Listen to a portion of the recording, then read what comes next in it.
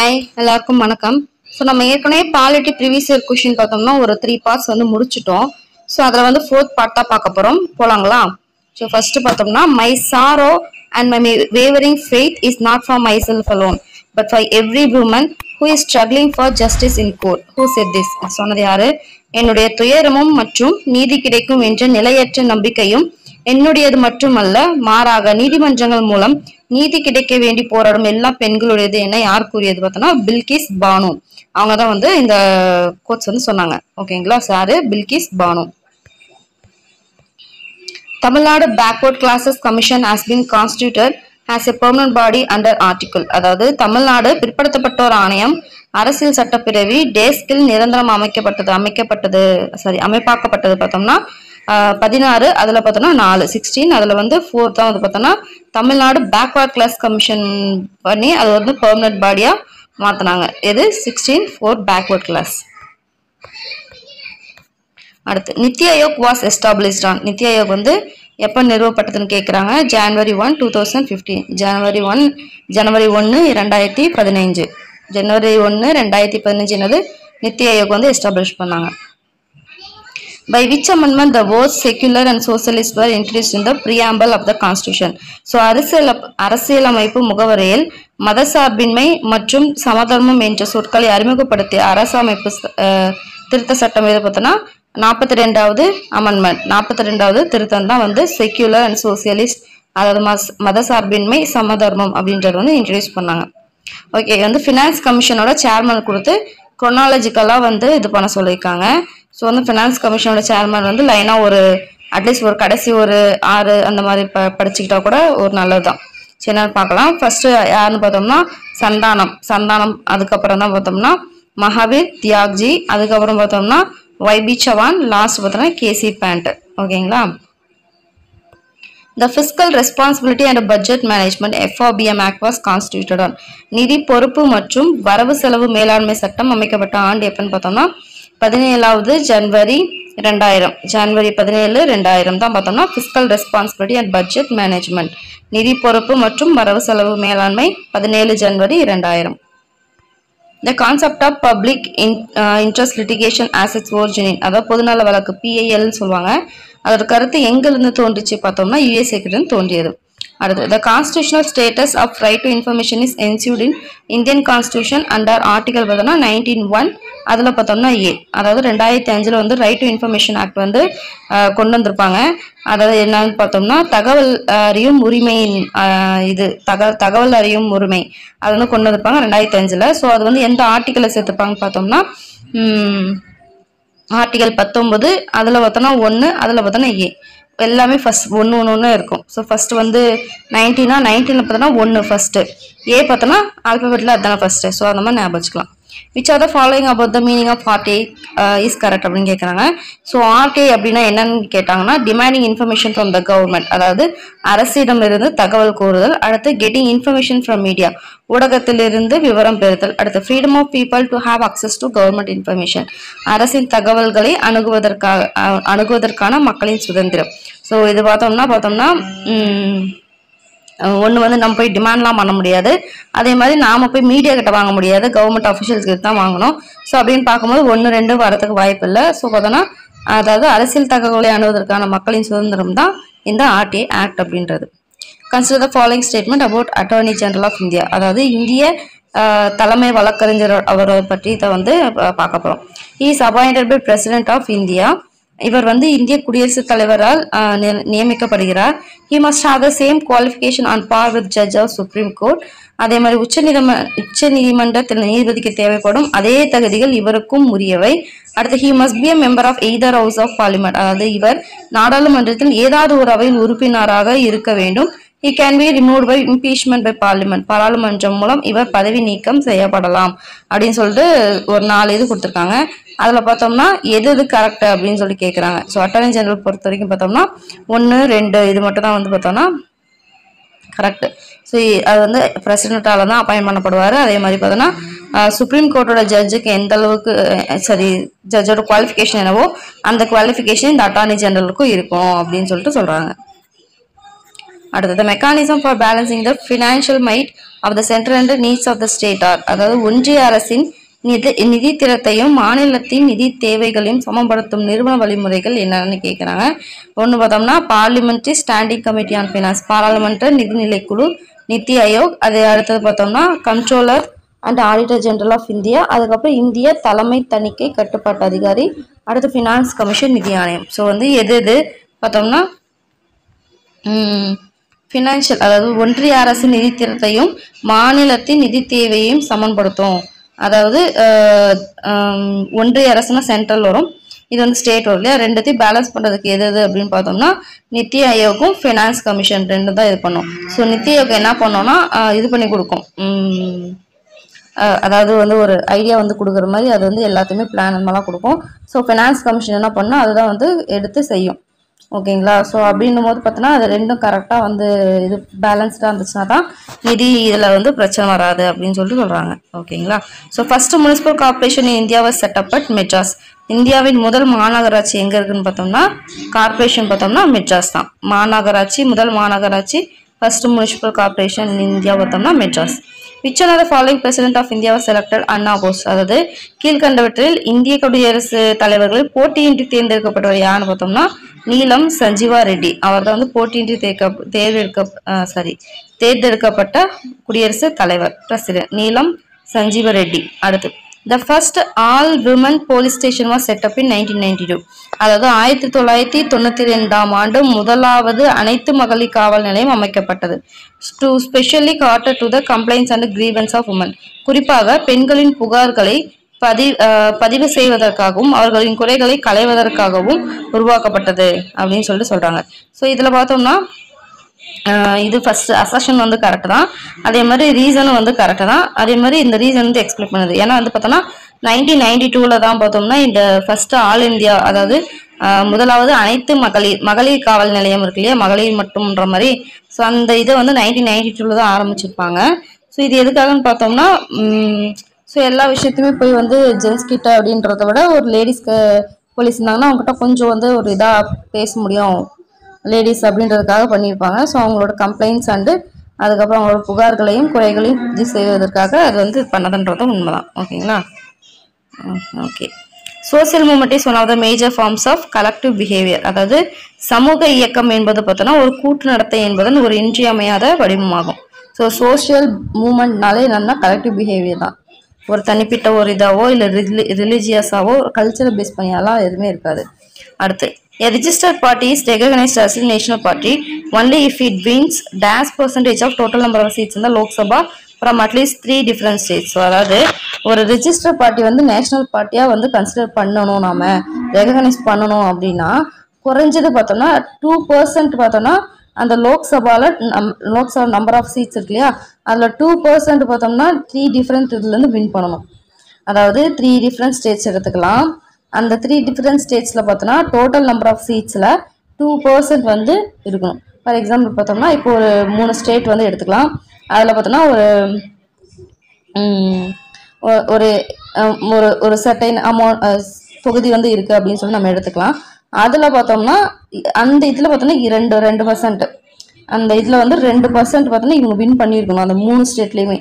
அப்படி வின் பண்ணியிருந்தா மட்டும்தான் அந்த பார்ட்டி வந்து நேஷனல் பார்ட்டி அப்படின்னு சொல்லிட்டு எடுத்துக்குவாங்க. ஸோ எத்தனை பர்சன்ட்? இது 2%. ஸோ குறைந்தது 3 வெவ்வேறு மாநிலங்களில் இருந்து மக்களவையின் மொத்த இடங்களில் 2% இடங்களில் வெற்றி பெற்றால் மட்டும்தான் அவங்க பதிவு செய்யப்பட்ட தேசிய கட்சியாக அங்கீகரிக்கப்படும். அடுத்து which article deals with setting up of commission for SC and ST? அதாவது அரசியல் அமைப்பின் எந்த பிரிவில் பட்டியல் சாதிகள் மற்றும் பழங்குடியினருக்கான ஆணையம் அமைப்பது பற்றி கூறுவது பார்த்தோம்னா 338 ஆர்டிகல் பிரிவு 338 338 தான் பார்த்தோம்னா SC STக்கு பற்றின பிரிவை பற்றி சொல்கிற ஒரு அமைப்பு. எத்தனை? 338 பிரிவு 338. In which part of the Indian Constitution has been made for national scheduled caste and scheduled tribes, other backward class and Anglo Indians?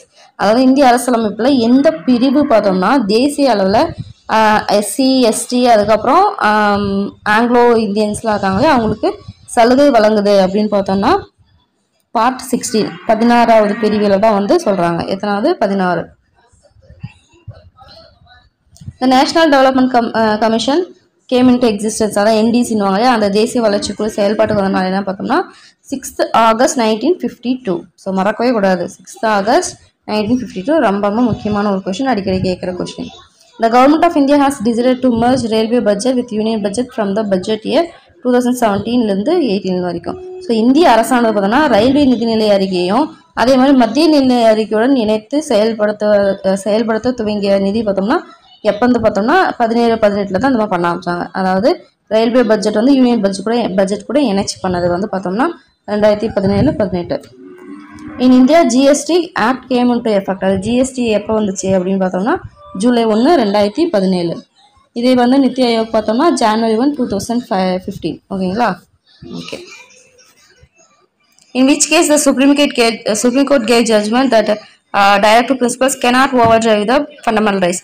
அதாவது அரசு வழிகாட்டு நெறிமுறைகள் என்பது அடிப்படை உரிமைகளை மீறி செயல்படக்கூடாது அப்படின்னு சொல்லிட்டு உச்சநீதிமன்றம் தீர்ப்பளித்த வழக்கு எதுன்னு பார்த்தோம்னா state of Madras versus Champakam Dorairaj அப்படின்ற ஒரு இதில் தான் பார்த்தோம்னா அந்த டைரக்டிவ் பிரின்சிபல்ஸ் இருக்குல்லையா, டிபிஎஸ்பின்னுவாங்க இல்லையா, அரசு வழிகாட்டும் நெறிமுறை, அந்த இது வந்து பார்த்தோம்னா ஃபண்டமெண்டல் ரைட்ஸ் வந்து ஓவர் ரைட் பண்ணக்கூடாது, அதை மீறி வந்து செயல்படக்கூடாது அப்படின்னு சொல்லிட்டு இந்த செம்பகம் துரைராஜ கேஸ் ஒன்று இருக்கும் 1951 பண்ணியிருப்பாங்க. ஸோ அதை வந்து ஓவர் ரைட் பண்ணக்கூடாது அப்படின்னு சொல்லிட்டு சொல்கிறாங்க. ஓகேங்களா? அடுத்து கன்சிடர் த ஃபாலோயிங் ஸ்டேட்மெண்ட் என்னன்னு பார்க்கலாம். Mandal commission was appointed by Morarji Desai government. So Mandal குழுவை அமைத்தது பார்த்தீங்கன்னா மொரார்ஜி தேசாய் அரசாங்கம் தான். அது மாதிரி reservation for OBC in government services was implemented in 1993. So அரசாங்க பணிகளில் இதர பிற்படுத்தப்பட்டோருக்கு இடஒதுக்கீடு பார்த்தோம்னா 1993 நடைமுறைப்படுத்தப்பட்டது. அதே மாதிரி Indra Sawhney versus union of India is a case on reservation issue அப்படின்னு சொல்லிட்டு அதாவது இந்திரா சாஃப்னி வெர்சஸ் ஒன்றிய அரசு வழக்கு இடஒதுக்கீடு தொடர்பானது அப்படின்னு சொல்லி கேட்கும்போது இதில் எது உண்மைன்னு பார்த்தோன்னா மூணுமே வந்து உண்மைதான். ஸோ மண்டல் கமிஷன் வந்து அமைச்சது மொரார்ஜி தேசாய்ன்றது நமக்கு நல்லாவே தெரியும். அதே மாதிரி ரிசர்வேஷன் ஃபார் ஓபிசி எப்போ பண்ணாங்கன்னா 1993. ஓகேங்களா? அதுக்கடுத்து பார்த்தோம்னா அந்த இந்திரா சாணி அப்புறம் யூனியன் ஆஃப் இந்தியா அந்த கேஸ் ரிசர்வேஷன் இது பார்த்தோம்னா ரிசர்வேஷன் இஷ்யூ பேஸ் பண்ணத்தான். அதாவது ஐ திங்க் எம்பிபிஎஸ்க்கு வந்து இவங்க மார்க் நிறைய வாங்கியிருப்பாங்க, பட் வந்து ஓசின்னு நினைக்கிறேன், ஓசின்றதுனால இவங்களுக்கு வந்து கிடைக்காது. ஸோ அதனால போய் வந்து ரிசர்வேஷன் இஷ்யூ பற்றி அவங்க கம்ப்ளைண்ட் பண்ணுவாங்க. ஸோ அதுதான் வந்து இது பண்ணுவாங்க, அது வந்து ரிசர்வேஷன் இஷ்யூ பேஸ் பண்ணி தான் வரும். ஸோ அதுதான் வந்து இந்திரா சாணின்றது. ஸோ ஓகே 1, 2, 3 ரெண்டுமே வந்து கரெக்ட் தான். அடுத்து arrange the following organisation in ascending order. இது அடிக்கடி கேட்குற ஒரு கொஸ்டின் தான். சரி என்னன்னு பார்த்துக்கலாம். ஃபர்ஸ்ட் பார்த்தோம்னா கிராம சபா, அதுக்கடுத்து பார்த்தோம்னா வில்லேஜ் பஞ்சாயத், அதுக்கப்புறம் பஞ்சாயத் சமிதி, அதுக்கப்புறம் பார்த்தோம்னா ஜில்லா பரிஷத் அப்படின்னு சொல்லிட்டு வரும். ஸோ பேசிக் லெவலில் பார்த்தோம்னா ஃபர்ஸ்ட் கிராம சபா, அடுத்து பார்த்தோம்னா வில்லேஜ் பஞ்சாயத், அதுக்கப்புறம் கிராம சபைன்னு ஒன்று இருக்கா, அந்த கிராம சபைக்கெல்லாம் ஒரு ஊராட்சி இருக்குமா, அது ஊராட்சி. அந்த ஊராட்சிக்கெல்லாம் சேர்த்து என்னாவும் ஒரு ஊராட்சி ஒன்றியம் இருக்கும். அதுக்கப்புறம் தான் என்னாவும் கடைசியாக மாவட்ட ஊராட்சி மன்றம் சொல்லிட்டு வரும். ஓகேங்களா? ஸோ ஈஸியாகவே நம்ம இது தெரிஞ்சுக்கலாம். Okay, read the following passage and answer the items that follows. Your answer to this item should be based on passage only. So okay, so கீழுள்ள பகுதியை படித்து அதன் அடிப்படையில் உள்ள விடைகளை அமைக்கவும். The deputy speaker who presides over the house in the absence of the speaker is elected in the same manner in which the speaker is elected by the house. He can be removed from office also in the same manner. One of his special privilege is that when he is appointed as a member of a parliamentary committee, he automatically becomes its chairman. Which of the following is best implied in the passage? அதாவது சபாநாயகர் அவையில் இல்லாத சமயங்களில் துணை சபாநாயகர் அவையை நடத்துகிறார். சபாநாயகர் எவ்விதம் தேர்ந்தெடுக்கப்பட்டாரோ அவ்விதமே துணை சபாநாயகரும் அவையில் தேர்ந்தெடுக்கப்படுகிறார். அதை போலவே அவர் நீக்கப்படுகிறார். இவர் பாராளுமன்ற குழுவின் உறுப்பினராகவும் பொழுது தானாகவே அவர் தலைவராவது இவரது சிறப்பு. மேற்காணும் கருத்தோடு கீழ்காணுவற்றில் எது மிக சரியாக பொருந்துகிறது அப்படின்னு சொல்றாங்க.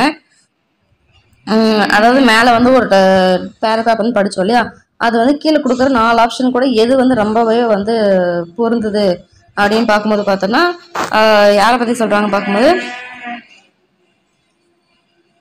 டெப்யூட்டி ஸ்பீக்கர் அவங்கள பத்தி பேசுறாங்க. ஓகே, ஸோ ஃபர்ஸ்ட் பார்த்தோம்னா deputy speaker provides over the house. துணை சபாநாயகர் அவையை நடத்துகிறார்ன்றது மட்டும் இல்லை, மற்ற எல்லா விஷயத்தையுமே சேர்த்து தான் வந்து சொல்லியிருக்காங்க. ஸோ அப்படின்னு அது வராது. எலெக்ஷன் பற்றி மட்டும் பேச கிடையாது, அவங்களை நீக்கிறத பற்றியுமே பேசியிருக்காங்க. ஸோ அதுவும் வரதுக்கு வாய்ப்பு இல்லை. அதுக்கு அடுத்தது பார்த்தோம்னா he can be remove by the parliament அப்படின்னு சொல்லிட்டு அதை மட்டும் சொல்ல கிடையாது, எலெக்ஷனை பற்றியும் சொல்லியிருக்காங்க, அவரோட இதை பற்றி டியூட்டி பற்றி சொல்லியிருக்காங்க, அதுக்கப்புறம் ரிமூவல் பற்றி 3 பற்றியுமே தான் சொல்லியிருக்காங்க. ஸோ அப்படிங்கும் போது அவர் ஒரு ex official chairman if is the member of parliamentary committee அப்படின்றது தான் வந்து கொஞ்சம் வந்து அதுக்கு அது வந்து இதான பொருந்துற மாதிரி வரும். பாராளுமன்ற குழுவின் உறுப்பினராகும் போது முன்னாள் அலுவல் குழுவின் தலைவராகிறார். அதுதான் வந்து சொல்றாங்க. ஓகேங்களா? இங்கே சூஸ் த ரைட் மேட்ச். ஒரு ஆர்டிகல் கொடுத்துருக்காங்க, அந்த ஆர்டிகல் வந்து எது சரியா பொருந்திருக்கு தேர்வு செய்ய சொல்லி சொல்றாங்க. ஸோ இதில் பார்த்தோம்னா எது எது கரெக்ட் அப்படின்னு பார்க்கும்போது பார்த்தோன்னா 1, 2 தான் சொல்றாங்க. ஸோ ஹைகோர்ட்டுக்கு 226, சுப்ரீம் கோர்ட் பார்த்தோன்னா 32. ஸோ ஃபண்டமெண்டல் ரைட் வந்து பார்த்தோம்னா 40 அந்த இது வராது. எதில் வந்து வரும்னா 12, 15, 16, 15லேருந்து வரும். 15லேருந்து ஸ்டார்ட் ஆகி ஐ திங்க் 36 வரைக்கும் வரும் நினைக்கிறேன். ஸோ அதுக்கடுத்தது பார்த்தோம்னா டிபிஎஸ்சி வந்து 51 வரைக்கும் வரும். 51A பார்த்தோம்னா ஃபண்டமெண்டல் டியூட்டிஸ் வரும். ஸோ அப்படின்னு பார்க்கும்போது 3 and 4 வந்து கண்டிப்பாக தப்பு. ஏன்னா ஃபண்டமெண்டல் ரைட் வந்து ஆர்டிகல் 40 மட்டுமே வராது, இன்னும் நிறைய எல்லாம் சேர்ந்து தானே வரும் இல்லையா? ஸோ அப்போ வராது. அது இல்லாமல் ஆர்டிகல் 40 பார்த்தோம்னா டிபிஎஸ்பியில் வரும். ஆர்டிகல் 40 டிபிஎஸ்பியில் தான் வரும். அதே மாதிரி ஆர்டிகல் 51A பார்த்தோம்னா ஃபண்டமெண்டல் டியூட்டியில் தான் வரும், ஃபண்டமெண்டல் ரைட்ஸில் வராது. ஸோ அப்படிங்கும்போது ஃபர்ஸ்ட் ஆர்டிகல் 226 and 32 தான் correct. Which of the following is true about Rajmanar Committee? Rajmanar Committee was constituted in the year 1968. So the committee submitted its report in 1971. The committee was constituted to study the center-state relation. So இது நமக்கு நல்லாவே தெரிஞ்சது பார்த்தோம்னா third point தான். இது வந்து centre state relation இது பண்ணுறதுக்காக போட்டது அப்படின்னு சொல்லிட்டு நமக்கு நல்லாவே தெரியும். ஸோ அப்படின்னும் போது 3 எங்கெங்களை வருது பார்த்துக்கோங்க, CDயில் வருது. அடுத்து வேற நெக்ஸ்ட் பார்க்கலாம். ராஜ்மன்னா கமிட்டி வந்து கான்ஸ்டியூட்டட் இந்தியா 1968 வராது, ஐ திங்க் 1969 நினைக்கிறேன், 69, 70 சம்திங் அந்த மாதிரி வரும். ஸோ அப்படின்னு பார்க்கும்போது பார்த்தோம்னா 1968 வராது. சப்மிட் பண்ணதை பார்த்தோம்னா 1971, ஐ திங்க் 1969 தான் வரும். ஸோ அது பாருங்கள். ஸோ அப்படின்னு பார்க்கும்போது 2 and 3 மட்டும்தான் வந்து கரெக்டு. அது மட்டும் இல்லாமல் இந்த ராஜமன்னார்ன்றதை பார்த்தோம்னா ஸ்டேட்டா இல்லை சென்ட்ரா அப்படின்றது வந்து கீழே அப்படியே கமெண்ட் பண்ணுங்கள். ஓகேங்களா? Which is not a characters feature of party system in India. அதாவது எது இந்தியாவில் உள்ள கட்சி அமைப்பின் சிறப்பியல்பான அம்சம் இல்லை அப்படின்றாங்க. ஸோ பர்சனாலிட்டி கல்ட், ஆளுமை வழிபாட்டு முறை, அது presence of and effective strong and organised opposition party, பயனுள்ள வலுவான மற்றும் ஒழுங்கமைக்கப்பட்ட எதிர்கட்சி, ஃபேக்ஷன் டிஃபெக்ஷன், உட்கட்சி பூசல் மற்றும் கட்சி தாவல், ரீஜனல் பார்ட்டிஸ், பிராந்திய கட்சிகள். ஸோ இதில் எது வந்து இல்லைன்றாங்க. ஸோ வந்து ஆளுமை வழிபாட்டு முறை, அதே மாதிரி உட்கட்சி பூசல், கட்சி தாவல், பிராந்திய கட்சி, இது எல்லாமே இருக்கு. இல்லாத பார்த்தோன்னா பயனுள்ள வலுவான மற்றும் ஒழுங்கமைக்கப்பட்ட எதிர்கட்சி, அதுதான் இல்லை. Okay, which are the following is not correct about DPSP. அரசின் வழிகாட்டு நெறிமுறை கொள்கைகள் குறித்து கூற்றுகளை தவறானதுன்னு கேட்குறாங்க. என்ஃபோர்ஸபிள் த்ரூ லா கோர்ட்ன்றாங்க. ஸோ நீதிமன்றங்கள் வழி நடைமுறைப்படுத்தலான்றாங்க. இது வந்து ஆக்சுவலி பார்த்தோன்னா நீதிமன்றங்கள் வழி வந்து நடைமுறைப்படுத்த முடியாது. இது வந்து not enforceable through law courts. Just வந்து இது ஒரு அட்வைஸ் மாதிரி தான் கவர்மெண்ட்டுக்கு. ஸோ அப்படிங்கும்போது ஏன்றதே தப்பு நம்மளுக்கு நல்லாவே தெரிஞ்சு. மற்றபடி பார்த்தோம்னா மீதி எல்லாமே வந்து அதில் வரும். ஐ திங்க் வில்லேஜ் பஞ்சாயத்து 40 வரும்னு நினைக்கிறேன், 40. இது பார்த்தோன்னா 43 நினைக்கிறேன். சரி, எனக்கு பார்த்துக்கலாம். அடுத்து பார்க்கலாம். இந்த Lok Ayukta presents its annual report to. So Lokpal Lok Ayukta தெரியும். லோக்பால் பார்த்தோம்னா பிரசிடென்ட்டுக்கு வந்து சப்மிட் பண்ணதோட ஆனுவல் ரிப்போர்ட்டை. ஸோ லோக் ஆயுக்தா பார்த்தோம்னா இது இந்த ஸ்டேட் லெவலு. ஸோ அப்படின்னும் போது ஸ்டேட் லெவலுக்கு வந்து ஹெட் யார் வந்து கவர்னர். ஸோ கவர்னர் தான் சப்மிட் பண்ணும். அடுத்த maintenance and welfare of parents and senior citizen act 2007 is being implemented in the state with effect from. So வந்து பார்த்தோன்னா பெற்றோர் மற்றும் மூத்த குடிமக்களுக்கான பராமரிப்பு மற்றும் நல சட்டம் 2007 மாநிலத்தில் செயல்படுத்தப்பட்டு நடைமுறைக்கு வந்த நாள் எப்போன்னு பார்த்தோன்னா 29/9/2008. ஸோ 9/9 முடியுது. ஸோ அது வச்சு நான் வச்சுக்கலாம். 29/9/2008. 2007ன்றதுனால 2007 போட்டக்கூடாது, 8 தான் வந்து பார்த்தோம்னா நடைமுறைக்கு வந்துச்சு. ஸோ 29/9/2008. அடுத்து article 335 of Indian constitution provides reservation. அதாவது இந்திய அரசியலமைப்பின் 335வது பிரிவு இடஒதுக்கீடு எதுக்கு வழங்குது அப்படின்னு பார்க்கும்போது SC STக்கு தான் வழங்குது. அதாவது பார்த்தோன்னா கவர்மெண்ட் சர்வீசஸில் அரசு பணியில் SC STக்கான இடஒதுக்கீடை பற்றி தான் 335 ஆர்டிகல் வந்து பேசுது. ஓகேங்களா? இது government service for SC ST 335. Consider the following statement. கீழ்கண்ட கூற்றுகளை ஆராய்க. Function of State Human Rights Commission are mainly recommended in nature. So, recommendatory in nature. மாநில மனித உரிமை கழகத்தின் செயல்பாடுகள் அடிப்படையில் ஆலோசனை அமைப்பாக செயல்படுகிறது. The recommendation of State Human Rights Commission are binding on the state government. So இதுமே மாநில மனித உரிமை கழகத்தின் ஆலோசனையானது மாநில அரசாங்கத்துடன் பிணைத்திருக்கக்கூடியது. ஸோ இதில் எது கரெக்ட் அப்படின்னு பார்க்கும்போது பார்த்தோம்னா ஒன்று மட்டும் தான் கரெக்ட் அப்படின்ட்டாங்க. அதாவது மாநில மனித உரிமை கழகத்தின் செயல்பாடுகள் அடிப்படையில் ஆலோசனை அமைப்பாக செயல்படுது. இது வந்து ஒரு ரெக்கமெண்டரி தான், வந்து ரெக்கமெண்டேஷன் பண்ணுற மாதிரி மட்டும் தான் இந்த ஹியூமன் ரைட்ஸ் கமிஷன் வரும். அதே மாதிரி பார்த்தோம்னா ஸ்டேட் கவர்மெண்ட் இதோட ரெக்கமெண்டேஷன் பார்த்தோம்னா ஸ்டேட் கவர்மெண்ட் கூட மட்டும்தான் வந்து அது ஒரு பைண்டிங்காக இருக்கும். அதாவது மாநில அரசாங்கம் மட்டும் பிணைத்திருக்காது, மற்ற சென்ட்ரல் வரைக்குமே கூட போகும். ஓகேங்களா, அதாவது ஒன்று மட்டும் தான் correct. The Burma Committee on FT, அதாவது fundamental duty of citizen submitted இந்த ரிப்போர்ட் வந்து எப்போ பர்மா கமிட்டிங்கனாவே நம்மளுக்கு தெரியும் இயர் 1999 அப்படின்னு சொல்லிட்டு. ஸோ பர்மா குழு அப்படின்னால என்னது அடிப்படை கடமைகள் வரும். ஸோ அது பார்த்தோன்னா இயர் 1999 அப்படின்னு சொல்லிட்டு நம்ம தெரியும். Which are the following statement about RTI, right to information, அதாவது தகவல் பெறும் உரிமை சட்டத்தை பற்றி எது சரியானதுன்றாங்க. All public authorities covered under RTI must appoint a public information officer. அதாவது தகவல் அறியும் உரிமை சட்டத்தின் கீழ் உள்ள அனைத்து அரசு அதிகாரிகளும் பொது தகவல் அலுவலரை நியமிக்க வேண்டும். அடுத்து RTI was adopted by Indian Parliament in 2004ன்றாங்க. ஸோ இது தகவல் அறியும் உரிமை சட்டம் இந்திய பாராளுமன்றத்தில் 2004 இயற்றப்பட்டதுன்றாங்க. இது தப்பு.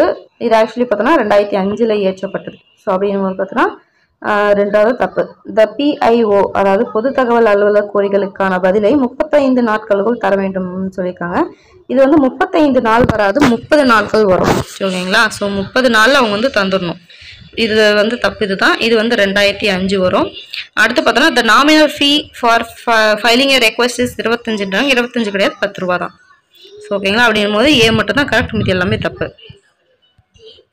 அடுத்து the number of members of Rajya Sabha nominated by president of India நம்மளுக்கு நல்லாவே தெரியும். 12 பேரை வந்து நாமினேட் பண்ணுவார். எங்கே? ராஜ்யசபாவுக்கு. ஓகேங்களா, ஸோ லோக்சபாவுக்கு 2 பேர். Which one of the following is not a qualification to become a president? So பார்த்தோம்னா he must have completed 35 years of age, correct. அடுத்து he must be citizen of India. He should not hold any office of profit. Okay, இதில் என்ன தப்பு அப்படின்னு பார்த்தோம்னா he must be qualified to become a member of Rajya Sabha கிடையாது, லோக்சபா. ஓகேங்களா, so Lok Sabha எலெக்ஷனுக்கு இது பண்ணுற மாதிரி அவருக்கு வந்து குவாலிஃபிகேஷன் இருக்கணும். ஓகேங்களா, இதுதான் தப்பு. Which are the following is true with reference to the impact of social movements? So கீழ்கண்ட சமூக இயக்க தாக்கத்தலினால் வெளிப்பாடுகளின் எது சரியாதுன்னு பார்த்தோன்னா social movements attempt to negotiate with the state, market and civil society. அதாவது சமூக இயக்கங்கள் அரசு, சந்தை மற்றும் பொதுமக்களுடன் சமரசம் செய்ய முயற்சிக்கின்றன. The outcome of the movement could be seen in terms of social, political and economical change but not structural. அதாவது இயக்கத்தின் விளைவுகளை கட்டமைப்பு ரீதியாக பார்க்காமல் சமூகம், அரசியல் மற்றும் பொருளாதார மாற்றங்களின் மூலமாக காணலாம்ன்றாங்க. அடுத்து the state has the power to formulate new policies or modify existing public policy as per the demands of social movements. So சமூக இயக்கங்களின் கோரிக்கைகளுக்கேற்ப புதிய கொள்கைகளை உருவாக்கவோ அல்லது எழும் பெரும் பொது கொள்கைகளை மாற்றவோ அரசுக்கு அதிகாரம் உள்ளது. ஸோ இது நம்ம படிச்சு பார்க்கும்போது பார்த்தோம்னா ஃபர்ஸ்ட் நம்மளுக்கு 3rd பாயிண்ட் வந்து மிகவும் சரி அப்படின்றத நம்ம டக்குன்னு பார்த்தோன்னே தோணும். ஸோ அப்படின் போது 3 எங்க வந்து பார்க்கும்போது CD வருதா. ஸோ அப்படின்னு பார்க்கும்போது ஓகே, ஃபர்ஸ்ட் 2மே கொடுத்துருக்காங்க, பார்க்கலாம். ஸோ அப்படி பார்க்கும்போது பார்த்தோம்னா சமூக இயக்கங்கள் வந்து அரசு, சந்தை மற்றும் பொதுமக்களுடன் சமரசம் செய்ய முயற்சிக்கின்றன. உண்மைதானே? ஸோ வந்து சமூக இயக்கம் பார்த்தோன்னா அரசு, சந்தை மற்றும் பொதுமக்கள் எல்லாருக்குமே சமரசம் செய்ய தான் முயற்சிக்கிறது. ஸோ அடுத்து இந்த இயக்கத்தின் விளைவுகளை கட்டமைப்பு ரீதியாக பார்க்காமல் சமூகம், அரசியல் மற்றும் பொருளாதார மாற்றங்களின் மூலமாக காணலாம் அப்படின்றாங்க. ஸோ வந்து ஸ்ட்ரக்சரல் ரீதியாகவும் பார்க்க முடியும் அப்படின்னு சொல்லிட்டு தான் சொல்லுவாங்க. ஸோ கட்டமைப்பும் இதில் வந்து நம்மளால் பார்க்க முடியும் அதோட அவுட்கம் அந்த இதில். ஸோ சோசியல், பொலிட்டிக்கல், எக்கனாமிக் சேஞ்சில் மட்டும் நம்மளால் பார்க்க முடியுன்றது கிடையாது, ஸ்ட்ரக்சர் அதோட கட்டமைப்பு ரீதியாகவும் நம்மளால் பார்க்க முடியும். ஸோ அப்படி பார்க்கும்போது 1, 3 வந்து correct. So what's art of democracy with the right to information promote பார்த்தோம்னா பார்ட்டிசிபேட்டிவ் டெமோக்ரஸி, அதாவது எவ்வகையான மக்களாட்சி முறையை தகவல் அறியும் உரிமை வளர்த்தெடுக்க கூடும் பார்த்தோம்னா பங்கேற்பு மக்களாட்சி. ஸோ வந்து ஒரு கவர்மெண்ட்டில் போய் பங்கேற்கிற மாதிரி தானே இன்ஃபர்மேஷன் கேட்டு அதை பற்றின ஒரு நம்ம போய் இது பண்ணுறதோ கம்ப்ளைண்ட் பண்ணுறதோ எதுனாலுமே ஸோ நம்ம ஒரு பங்கேற்கிற மாதிரி தான் அப்படின்னு சொல்லி பார்க்கும்போது பார்த்தோம்னா பார்ட்டிசிபேட்டிவ் டெமோக்ரஸி. ஸோ நீங்கள் இதை பார்த்தோன்னே டக்குன்னு உங்களுக்கு என்னன்னு தோணும், டைரக்ட் டெமோக்ரஸி, நேரடியான மக்களாட்சி அப்படிலாம் தோணும். நம்மளது என்றைக்குமே வந்து டைரக்ட் டெமோக்ரஸி கிடையாது, இன்டைரக்ட் டெமோக்ரஸி தான். ஸோ அதே மாதிரி பிரதிநிதித்துவ மக்களாட்சி அப்படின்னு பார்க்கும்போது பார்த்தோன்னா ரெப்ரசன்டேட்டிவ் வந்து நான் அவங்க போய் வந்து ரைட் ஆன் இன்ஃபர்மேஷன் பண்ண அவசியம் இல்லை, நம்ம டைரெக்டாகவே நாமளே கூட போய் பண்ணலாம் இல்லையா. ஸோ அப்படின்னும் போது அதுவும் வரதுக்கு வாய்ப்பு கிடையாது. நடைமுறை சார்ந்த மக்களாட்சி அப்படின்னு பார்க்கும்போது அதுவும் வரதுக்கு வாய்ப்பு இல்லை. ஸோ பங்கேற்பு மக்களாட்சி தான். So the state reorganisation commission was appointed in the year பார்த்தோம்னா 1953. ஸோ மாநிலங்களின் மறுசீரமைப்பு ஆணையம் அமைக்கப்பட்ட ஆண்டு பார்த்தோம்னா 1953. 1953 தான் எல்லாம் பாகிஸ்தான் இந்தியா அது இதுன்னு எல்லாம் பிரிச்சுட்டு அதுக்கப்புறம் ஸ்டேட் வந்து மறுபடியும் ரீஆர்கனைஸ் பண்ணுவாங்க. ஸோ அந்த கமிஷன் பார்த்தோம்னா 1953 1953 தான் இது பண்ணுவாங்க. ஸோ ஸ்டேட் ரீஆர்கனைசேஷன் கமிஷன் எப்போ 1953. Which one of the following rights were described by Ambedkar has a heart and soul of constitution? அதாவது எது அம்பேத்கரால் அரசியலமைப்பின் இதயம் மற்றும் ஆன்மா அப்படின்னு சொல்றது பார்த்தோம்னா right to constitutional remedy. So அந்த இதெல்லாம் ஒரு இல்லையா மாண்டமஸ் யோ வாரண்டோ செர்ச்சியாரி அதை தான் வந்து ஹார்ட் அண்ட் சோல் சொல்லுவார். அது வந்து கான்ஸ்டியூஷனல் ரெமிடிஸ்லாம் இருக்கும். ஸோ அதனால் ரைட் டு கான்ஸ்டியூஷனல் ரெமெடி தான் heart and soul of constitution அப்படின்றாங்க. So which are the following is true about the abolition of bonded labour system? அதை பின்வருவற்றில் கொத்தடிமை ஒழிப்பு முறை திட்டத்தில் எவை உண்மையானது அல்லது எது உண்மையானது பார்க்கலாம். So persons kept as bonded labor are released and rehabilitated by providing financial assistance of ₹2000. So கொத்தடிமைகளாக 20,000 வைக்கப்பட்ட நபர்கள் விடுவிக்கப்பட்டு மானியமாக 20,000 நிதி உதவி வழங்கி மறுவாழ்வு அளிக்கப்படுகின்றனர். So house site pattas, drinking water and bank loan assistance are provided to them. So இவர்களுக்கு வீட்டுமனை பட்டா, குடிநீர் வசதி மற்றும் வங்கி கடன் உதவி வழங்கப்படுகிறது. இதில் எது கரெக்ட் பார்த்தோம்னா அவங்களுக்கு நிதி உதவி கொடுக்குறாங்களா இல்லை நிதி உதவி கொடுக்காம அவங்களுக்கு வந்து ஹவுஸ் சைட்டு, ட்ரிங்கிங் வாட்டர் பட்டா, ஹவுஸ் சைட் பட்டா, வீட்டுமனை பட்டா, குடிநீர் வசதி மற்றும் வங்கி கடன் உதவி வழங்குறாங்கன்னு பார்க்கும்போது பார்த்தோம்னா செகண்ட் தான் வந்து கொடுக்குறாங்க. ஓகேங்களா, யாருக்கு? கொத்தடிமைகளுக்கு. Article 15(4) clearly speaks about. So வந்து ஆர்டிகல் 15 வந்து எதை பற்றி சொல்லுதுன்னு பார்த்தோம்னா சோசியலி அண்ட் எஜுகேஷ்னலி பேக்வேர்டு அவங்கள பற்றி தான் பேசுது. ஸோ சமூக மற்றும் கல்வி ரீதியான பின்தங்கிய மக்களை பற்றி தான் வந்து பேசுது. ஸோ நீங்கள் மற்ற ஆப்ஷன் பார்க்கும்போதே தெரியும் அதில் இது எதுவுமே வந்து செட் ஆகாதுன்ட்டு. ஸோ 15(4) பார்த்தோம்னா ஏன்னா எல்லாரும் லாக்கு முன்னாடி எல்லாருமே சமம் அப்படின்ற மாதிரி தானே வரும். ஸோ வந்து சமூகம் மற்றும் கல்வி ரீதியான பின்தங்கிய மக்கள் அவங்களும் வந்து வருவாங்க அதுக்குள்ளார அப்படின்னு சொல்லிட்டு சொல்லுவாங்க. Find the correct and incorrect match among the following. So article 338 1 என்னன்னு பார்த்தோம்னா national commission for scheduled tribe. So நம்ம இது முன்னே பார்த்தோம் 338 வந்து பழங்குடிகள் அவங்களுக்கு வந்து வரும் அப்படின்னு சொல்லிட்டு. அடுத்து ஆர்டிகல் 333 பார்த்தோம்னா representation of people of Anglo Indian community. So Anglo Indian community வந்து ரெப்ரசன்டேஷன் லெஜிஸ்லேட்டிவ் அசம்பிளி மாநில சட்ட பேரவையில் ஆங்கிலோ இந்தியன் மக்களுக்கான பிரதிநிதித்துவம் வழங்குறது பார்த்தோம்னா 33. ஸோ 331 பார்த்தோம்னா national commission for schedule caste அப்படின்னு சொல்லி போட்டிருக்காங்க. ஸோ ஸ்கெடியூல் கேஸ்ட்டுக்கு பார்த்தோம்னா 331 வராது, 7 6 சம்திங் தான் ஏதோ வரும்னு நினைக்கிறேன், பார்த்துக்கோங்க. ஸோ அடுத்து பார்த்தோன்னா 330 பார்த்தோன்னா reservation of seats for SC and ST in Lok Sabha. So லோக்சபாவில் மக்களவை தொகுதியில் அவங்களுக்கு SC STக்கு வந்து ரிசர்வேஷன் கொடுக்குறதா 330ன்றாங்க. ஸோ வந்து 1 2 4 கரெக்டு, 3 வந்து தப்பு. ஓகேங்களா.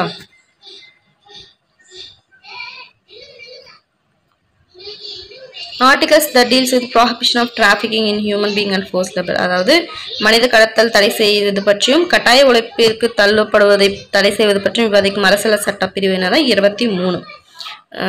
ஃபண்டமெண்டல் அதாவது ரைட் எகென்ஸ்ட் எக்ஸ்ப்ளாய்டேஷன், சுரண்டலுக்கு எதிரான இது வரும் இல்லையா உரிமைன்னு சொல்லிட்டு அதில் வரும். ஸோ ஆர்டிகல் 23 பிரிவு 23. Action may be taken against those involved in spreading misinformation under any of the following laws. So கீழ்காணும் எந்த சட்டத்தின்படி தவறான தகவல் பரப்பும் செயல்பாடுகளில் ஈடுபவர் மீது நடவடிக்கை எடுக்க முடியும் பார்த்தோம்னா 1939 அதில் ரூல் அந்த விதிப்படி 41 43 44 அந்த விதியின்படி அரெஸ்ட் பண்ணலாம், அரசு நடவடிக்கை எடுக்கலாம் அப்படின்றாங்க தவறான தகவலை வந்து பரப்புறவங்க.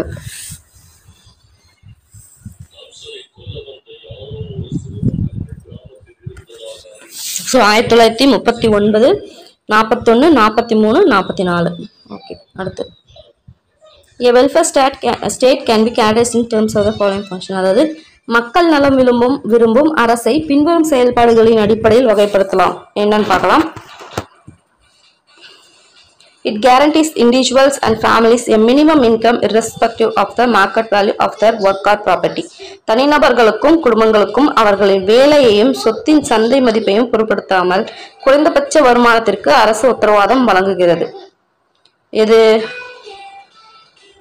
வெல்ஃபேர், அவங்களோட வெல்ஃபேருக்காக.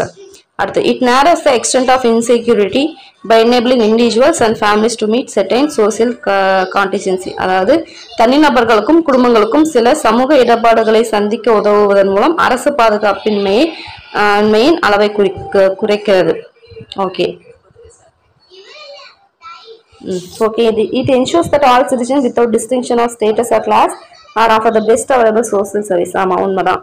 சமூக அந்தஸ்து சாதிய பாகுபாடுகளின்றி அனைத்து குடிமக்களுக்கும் சிறந்த சமூக சேவைகளை வழங்குவதை அரசு உறுதி செய்கிறது. அப்படின் போது பார்த்தோம்னா மூணுமே வந்து கரெக்ட் தான்.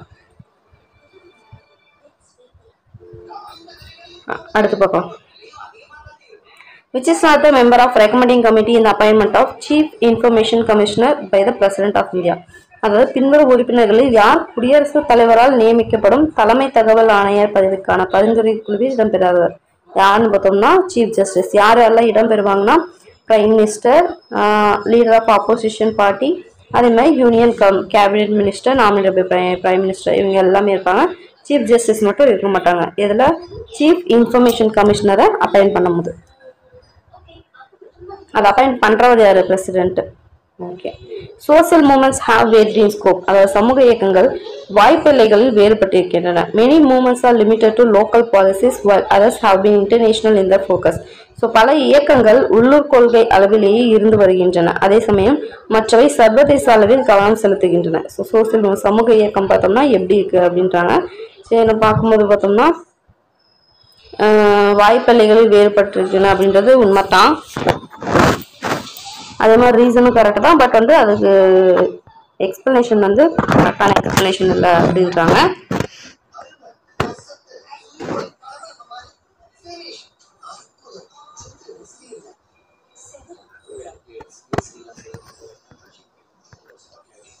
Dash of Constitution gives special status to Jammu Kashmir from 1954 to 2009. Article 370.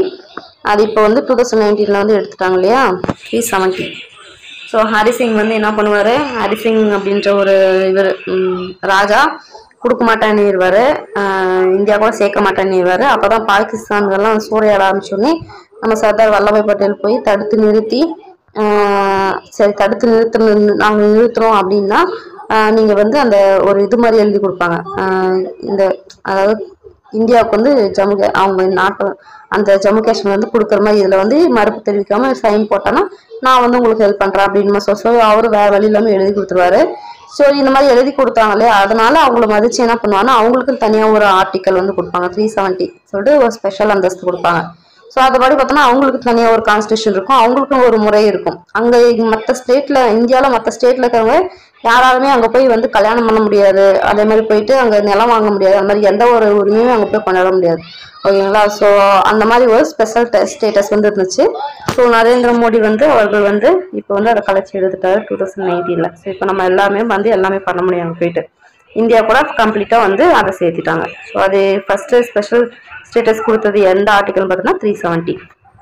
Identify the article in the Constitution which provides reservation in services to the SC and ST for not being adequately represented. அதாவது தாழ்த்தப்பட்ட மற்றும் பழங்குடியின மக்களுக்கு போதுமான பிரதிநிதித்துவம் இல்லாமையை அரசியல் அமைப்பின் எந்த உட்பிரிவு சேவைகளை இடஒதுக்கீட்டினை வழங்குறது பார்த்தோம்னா 335 மின்னி நம்ம பார்த்தோம். ஸோ SC STக்கான இது பார்த்தோம்னா 330, ரிசர்வேஷன் வந்து 335 அப்படின்னு சொல்லிட்டு. அடுத்து In the words of Dr. Ambedkar, DPSP are novel features of Indian Constitution because அதாவது அம்பேத்கர் வந்து அரசு வழிகாட்டி கோட்பாடுன்றது இந்திய அரசோட சட்ட திரட்டல் கூறாகும் அப்படின்னு சொல்றாரு. அப்படிதானே சொல்றாரு. ஏன் அப்படி சொல்றாரு அப்படின்னு சொல்றதுக்கான ரீசன் என்னன்னு சொல்லிட்டு கீழே கொடுத்துருக்காங்க. என்னன்னா these principles are the natural of general direction of guidance to the state அப்படிதானே. ஸோ இவை நாட்டின் வழிகாட்டியாக தான் வந்து அமைஞ்சிட்டு இருக்கு. ஸோ ஒரு அட்வைஸ் பண்ற மாதிரி வழிகாட்டி இப்படி பண்ணுங்க அப்படின்னு சொல்லிட்டு இருந்துட்டு இருக்கு. அதே மாதிரி they embody the principles or objectives and ideals which union and state governments must bear in mind while formulating policy and making law. அதாவது ஒரு லா வந்து பண்ணுது. ஸோ மத்திய மாநில அரசு வந்து சட்டங்களையும் கொள்கையும் இயற்றும் போது இந்த டிபிஎஸ்பி வந்து மனசுல வச்சுக்கிட்டு தான் பண்ணணும் அந்த மாதிரி வந்து அவர் சொல்லுவார். ஸோ அதனால தான் இது நாவல் ஃபீச்சர்னு சொல்லுவார். ஸோ இந்த 2 ரீசனும் கரெக்டானு கேட்குறாங்க. 2 ரீசனுமே கரெக்டாக தான். Who is the chairman of 15th Finance Commission? முன்னே பார்த்தோம். ஒரு chronological order பார்த்தோம் இல்லையா, அதில் 15th பார்த்தோம்னா என்கே சிங் வரும். ஃபர்ஸ்ட் நியோகி, 14th வந்து ரெட்டி வருவாங்க. So the 86th Amendment of Constitution led to the inclusion of new dash that made free compulsory education. எதுன்னு பார்த்தோம்னா 21A தான் வந்து சேஞ்ச் பண்ணுவாங்க. அது வந்து ஃப்ரீ அண்ட் கம்பல்சரி எஜுகேஷன் இதுக்கு வந்து சேஞ்ச் பண்ணுவாங்க. அரசியலமைப்பின் 86வது திருத்தம் பார்த்தோம்னா 6 to 12 வயதுடைய அனைத்து குழந்தைகளுக்கும் இலவச மற்றும் கட்டாய கல்வி என புதிய விதிமுறை அப்படின்றத 21A வந்து சேர்த்திருப்பாங்க. ஓகேங்களா. How long can Rajya Sabha delay money bill? 14 நாள் நமக்கு மாற்றலாம். ஸோ அதுக்கு மேலே அவங்க ஓகே பண்ணலன்னா டைரக்டாக வந்து பாஸ் பண்ணிடலாம். The appeal from the Federal Court of India established by Government of India Act 1935 was taken by. அதாவது 1935 அரசியலமைப்பு சட்டத்தால் நிறுவப்பட்ட கூட்டாட்சி நீதிமன்றத்தின் மேல் முறையீடு பிரைவி கவுன்சில் அதுதான் வந்து எடுத்துக்கொள்ளப்படுறது. கோமரை மன்றத்தால் எடுத்துக்கொள்ளப்பட்டது. was taken by privy council Government of India Act 1935. Consider the following function of process of parliament and choose the correct answer. பாராளுமன்றத்தின் கீழ்கண்ட பணிகளை கருதுக சரியானவை தேர்ந்தெடுக்க. ஃபர்ஸ்ட் பண மசோதா மக்கள் விருப்பத்தை பிரதிநிதிப்படுத்துவதற்காக அப்படின்றாங்க. அடுத்து ஒப்புவிப்பு சட்டம் பாராளுமன்றம் மறு ஆய்வுக்கு உட்பட்டது அல்லன்றாங்க. Delegated legislation is not subject to review of parliament. So power of amending the provision of the constitution rest with parliament. அதாவது அரசமைப்பு சட்ட உறுப்புகளை திருத்தம் செய்யும் அதிகாரத்தை பாராளுமன்றம் கொண்டிருக்கிறது. ஆமா, அதுதான் கொண்டிருக்கிறது. So parliament can assume legislative power exclusive refer to the state subject. So பாராளுமன்றம் மாநிலங்களுக்குரிய சட்டம் இயற்றும் எல்லைக்குள் இருக்கும் அதிகாரத்தின் மீது சட்டம் இயற்ற முடியும் அப்படின்றாங்க. ஸோ இதில் கரெக்ட் பார்த்தோம்னா 3, 4 அது மட்டும் தான் கரெக்டு. மக்களோட விருப்பத்துக்கு ஏற்ற மாதிரி மணி பில் வந்து ரெப்ரசன்ட் பண்ண முடியாது இல்லையா. ஸோ அப்படி அது வந்து குழப்பத்தை தான் கொண்டு உண்டாகும். ஸோ அப்படி ஃபர்ஸ்ட் வர்றதுக்கு வாய்ப்பே இல்லை. அப்படின்னும் போது ஏசி போயிடும். அதே மாதிரி நம்மளுக்கு நல்லாவே தெரியும் 3, 4 ரெண்டுமே வந்து வரும். அப்படி வர மாதிரி எது இருக்கு அப்படின்னு பார்க்கும்போது டி மட்டும் தான் இருக்கும். ஸோ அப்படின்னு பார்க்கும்போது அதுதான் ஆன்சர் வரும். அதே மாதிரி டெலிகேட்டட் லெஜிஸ்லேஷன் வந்து not subject to review of பார்லிமெண்ட்றாங்க. பட் ஆக்சுவலி இது வந்து ரிவ்யூ ஆஃப் அந்த பார்லிமெண்ட்டோட மறாய்வுக்கு உட்பட்டதான் இந்த ஒப்புவிப்பு சட்டம். மேட்ச்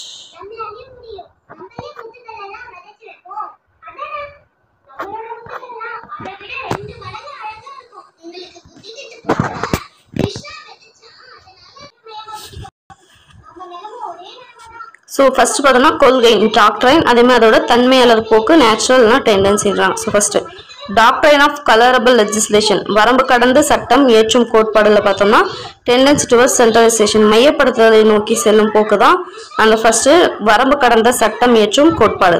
அடுத்து த டாக்ட்ரைன் ஆஃப் நான் அப்ஸ்டாண்டி கிளாஸ் தடையில்லா சட்டம் இயற்றும் கோட்பாடு பார்த்தோம்னா supremacy of parliament in legislation சட்டம் இயற்றுவதில் பாராளுமன்றத்தின் உயர்ந்த நிலை தான் தடையில்லா சட்டம் இயற்றும் கோட்பாடு. அடுத்து பார்த்தோம்னா ஏன்னா பார்லிமெண்ட்டுக்கு வந்து சட்டம் ஏற்றுக்கும் எந்த ஒரு தடையும் கிடையாது. மேக்ஸிமம் சட்டம் ஏற்றுக்கணும் பார்லிமெண்ட்டுக்கு பவர் இருக்கு. ஸோ அப்படின்னு பார்த்தோம்னா உயர்ந்த நிலை அப்படின்னும் போது சட்டம் ஏற்றுதல பார்லிமெண்ட்டுக்கு தான். அதுக்கடுத்து பார்த்தோம்னா டாக்ட்ரைன் ஆஃப் ஹார்மோனியஸ் இன்டர்பிரிட்டேஷன் இணக்கமான விளக்கத்தின் கோட்பாடு. Competiting entries interpreted liberally and need harmoniously. So அதில் அந்த எக்ஸ்பிளனேஷன்ல அது இருக்கு. போட்டி வகை சட்டம் இயற்றல் தாராளமாகவும் இணக்கமாகவும் விளக்கப்படுத்தான் பார்த்தோம்னா doctrine of harmonious interpretation. So பேர்லேயே இருக்கு. The doctrine of pith and substance பார்த்தோம்னா determine the true character of legislation. அதாவது வடிவம் மற்றும் உள்ளடக்க கோட்பாடு பார்த்தோம்னா சட்டம் இயற்றின் உண்மையான குணத்தை தீர்மானிப்பதற்காக தான் இந்த கொள்கை.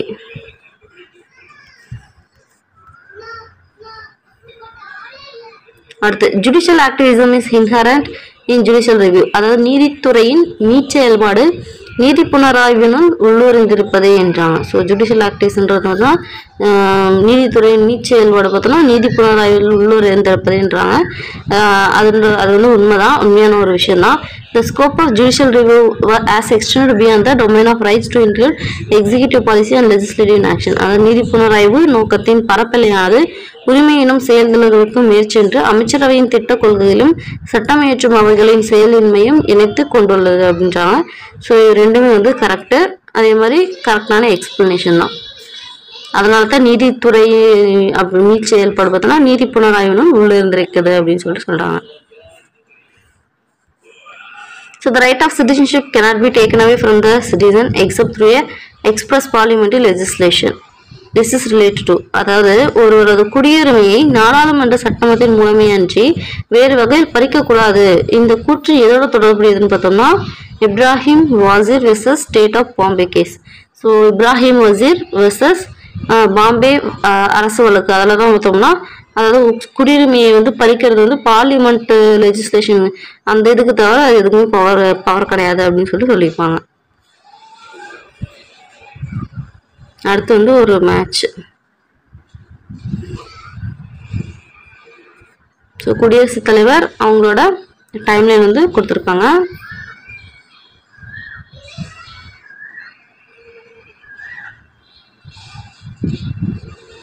ஸோ ஃபக்ருதீன் அலி அஹமத் பார்த்தோம்னா 74 77, அதாவது டேட் சப்போஸ் தெரியலனா கூட அவங்களோட இயர் வந்து நீங்கள் தெரிஞ்சு வச்சுருந்தீங்கன்னா கூட இது வந்து மேட்ச் பண்ணிடலாம். ஸோ இல்லைனா யாருக்கு அப்புறம் யார் வருவாங்க அப்படின்ற மாதிரி தெரிஞ்சு வச்சுருந்தாலும் இது வந்து நீங்கள் போட்டுறது வாய்ப்பு இருக்குது. சரிங்களா? ஸோ பார்க்கலாம். ஸோ ஃபக்ருதீன் பார்த்தோம்னா 1974 1977 வரைக்கும் ஃபக்ருதீன். அடுத்து 3 1 2 4 பார்த்தோம்னா விவி கிரி பார்த்தோம்னா 69 74. ஸோ அப்படின்னு பார்க்கும்போது விவி கிரிக்கு அப்புறம் தான் இவர் ஃபக்ருதீன் வந்து வந்திருக்காரு அப்படின்னு தெரியுது. அடுத்து நீலம் சஞ்சீவ ரெட்டி பார்த்தோம்னா 1967 1969.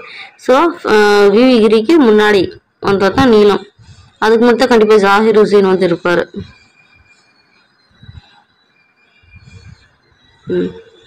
அப்படியே வந்து மேலேருந்து கீழே வரைக்கும் கொடுத்துருக்காங்க. ஜாகிர் ஹுசேன் பார்த்தோம்னா 15, அதாவது 1967 69 வரைக்கும் ஜாகிர் ஹுசேன். அதுக்கு முன்னாடி பார்த்தோம்னா நீலம் சஞ்சீவ ரெட்டி, அதுக்கு முன்னாடி விவி கிரி, அடுத்து ஃபக்ருதீன் வருவாங்கள, இதை பார்த்துக்கோங்க.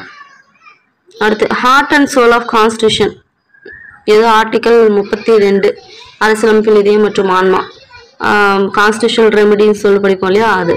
அடுத்து protection in respect for conviction for offence, குற்றங்களுக்கான தண்டனை தொடர்பான பாதுகாப்பு பார்த்தோம்னா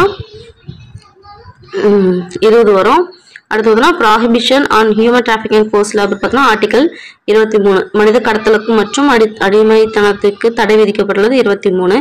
prohibition of employment of children in factory பார்த்தோம்னா 24, தொழிற்சாலைகளின் குழந்தைகள் தொழிலாளர்களாக அமர்த்தக்கூடாதுன்றது. Pluralism is the keystone of India culture, அதாவது பன்முகத்தன்மை என்பது இந்தியாவோட கலாச்சார மைல்கள்ல ஒண்ணுதான் வந்து பார்த்தோம்னா இந்த பன்முகத்தன்மை ப்ளூரலிசம்ன்றது.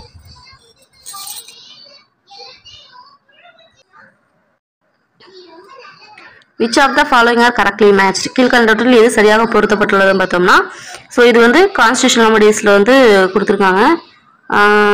ஸோ ஹேபியஸ் கார்பஸ் ஆட்கொணவு அப்படின்னாலே டு பிரிங் த பாடி, ஒருவரை கொண்டு வருதல் தான் பார்த்தோம்னா ஹேபியஸ் கார்பஸ். ஸோ அப்படின்னும் போது பார்த்தோம்னா டு கமாண்ட் அப்படின்றது தப்பு. அடுத்து பார்த்தோம்னா செர்டியாரின்னா டு சர்டிஃபை, அதாவது சர்டிஃபிகேட் வந்து கொடுப்பாங்க, நெறிமுறை உறுத்தும் நீதி பேராணை சான்றளித்தல். ஸோ அப்படின்றது இது கரெக்டு. மேண்டமஸ் அப்படின்னு பார்க்கும்போது இதுதான் வந்து செயலுறுத்தும் நீதி பேராணை, அதாவது கட்டளையிடுதல் அப்படின்ற மாதிரி வரும் டு கமாண்ட். ஸோ மாற்றி கொடுத்துருக்காங்க. ஸோ அப்படின்னு பார்க்கும்போது அதுவும் தப்பு. ப்ராஹிபிஷன் தடையுறுத்தும் பேராணை, தடுத்தல் நிறுத்துதல். ஸோ வந்து அப்படியே அதாவது சின்ன கீழே இருக்க கீழ்மட்ட நீதிமன்றத்தில் வந்து நிறுத்தி வச்சுட்டு பெரிய இதில் வந்து இது பண்ணலாம். ஸோ அதுதான் வந்து இப்போ தடையுறுத்துறது. ஸோ அப்படின்னும் போது 2 4 தான் வந்து கரெக்டு. அடுத்து who among the following call the preamble of India Constitution ID card of the Constitution, இந்திய அரசியலமைப்பின் முகவரியை அரசியல் சாசனத்தின் அடையாள அட்டைன்னு சொன்னது பார்த்தோம்னா பால்கிவாலா, NA பால்கிவாலா தான் பிரியம்பல் முகவரி பார்த்தோம்னா ஐடி கார்டு ஆஃப் கான்ஸ்டியூஷன் அரசியல் சாசனத்தின் அடையாள அட்டை அப்படின்னு சொல்லுவார். ஓகே, அடுத்து வந்து ஒரு மேட்ச் டிபிஎஸ்பி அரசு வழிகாட்டு நெறிமுறைப்படி சரி பார்க்கலாம். அதாவது 3ஆ பிரிச்சிருப்பாங்க, சோசியல், காந்தியன், லிபரல் அப்படின்னு சொல்லிட்டு. ஸோ அதை பேஸ் பண்ணி இது வந்து எது அப்படின்ற மாதிரி சொல்லியிருக்காங்க.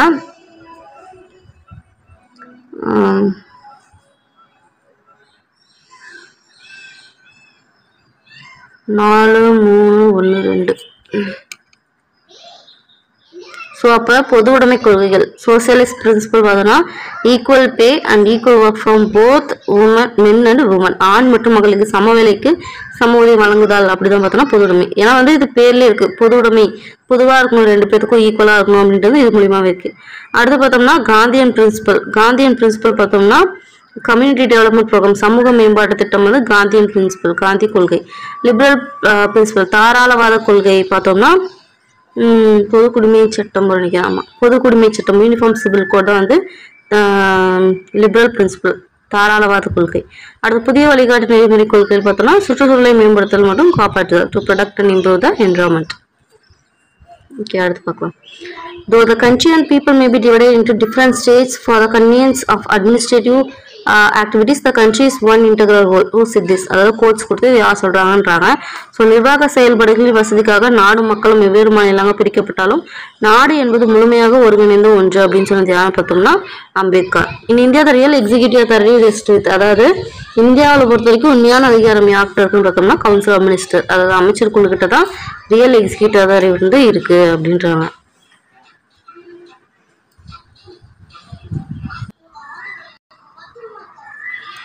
ஸோ வந்து இது வரைக்கும் பார்ட் 4 வந்து ஸ்டாப் பண்ணலாம். மீதி பார்த்தோம்னா இன்னும் நிறையாவே இருக்குது, பார்ட் 5, 6, 7 வரைக்கும் கூட போகலாம். ஸோ இதில் இருக்க ஒவ்வொன்றுமே பார்த்தோம்னா நிறைய, அதாவது குரூப் 1 குரூப் 2 மட்டும் இல்லாமல் மற்றதெல்லாம் வருது இல்லையா, ஃபிஷரிஸ் அந்த மாதிரிலாம் வருது இல்லையா, அந்த டிபார்ட்மெண்ட் எல்லாமே சேர்த்தா பாலிட்டி கொஷின் சொல்லிட்டு எடுத்துகிட்டு வந்திருக்கேன். ஸோ அப்படிங்கும்போது ஒவ்வொன்றுமே யூஸ்ஃபுல்லாக இருக்கும். ஸோ அப்படியே வந்து பார்த்தாலே ரிவைஸ் பண்ணிக்கிட்டே இருங்க. நெக்ஸ்ட் பார்ட்டில் உங்களை மீட் பண்ணுறேன். பாய்.